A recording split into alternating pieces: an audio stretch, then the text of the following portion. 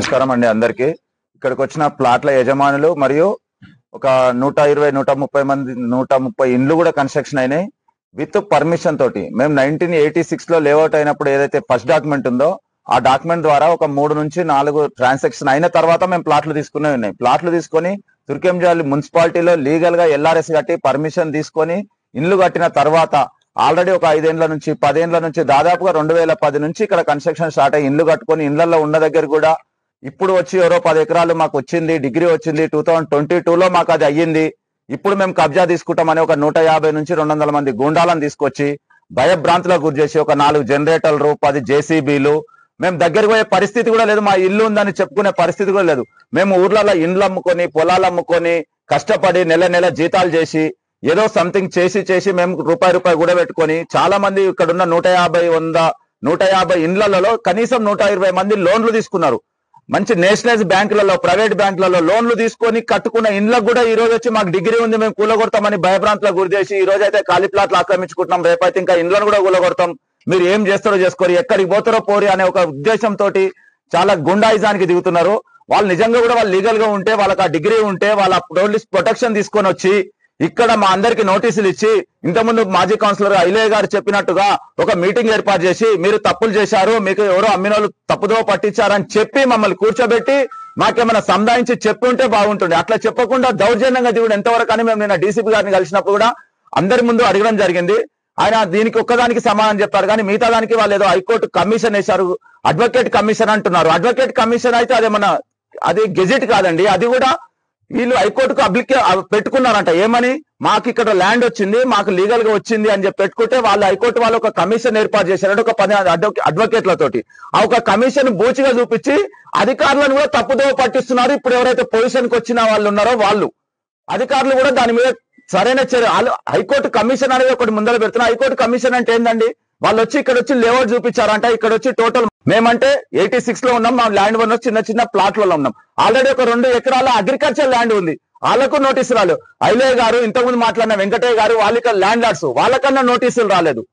ఏమీ రాకుండా మీరు చూసుకోలేని ఏకపక్షంగా వాళ్ళకి ఏదో డిగ్రీ వచ్చింది, 2022లో డిగ్రీ వస్తే 2025 మార్చిలో ఏం పని ఉంది వాళ్ళు రావడానికి?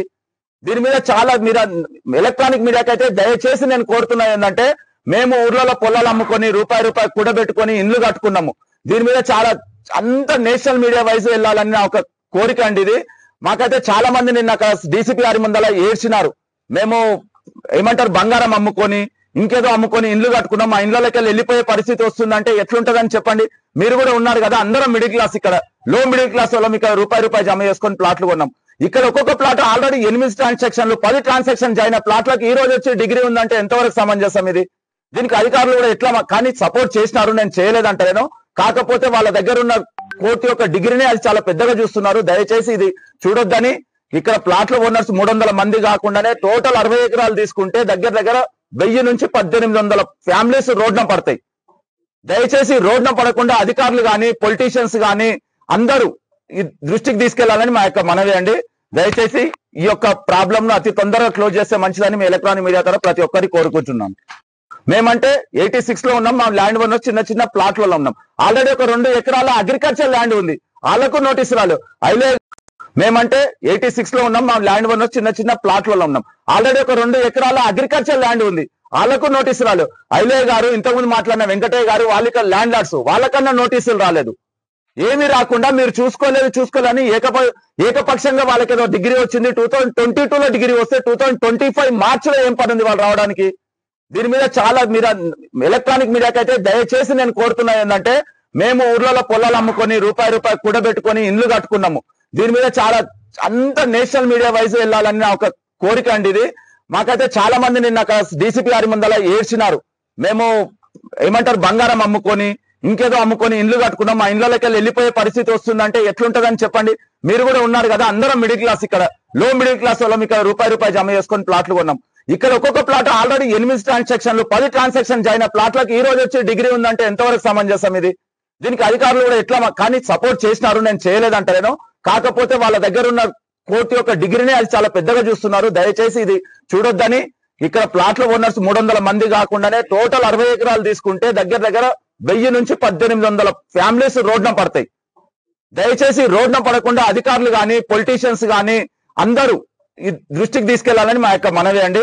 దయచేసి ఈ యొక్క ప్రాబ్లం ను అతి తొందరగా క్లోజ్ చేస్తే మంచిదని మీ ఎలక్ట్రానిక్ మీడియా ద్వారా ప్రతి ఒక్కరికి కోరుకుంటున్నాం.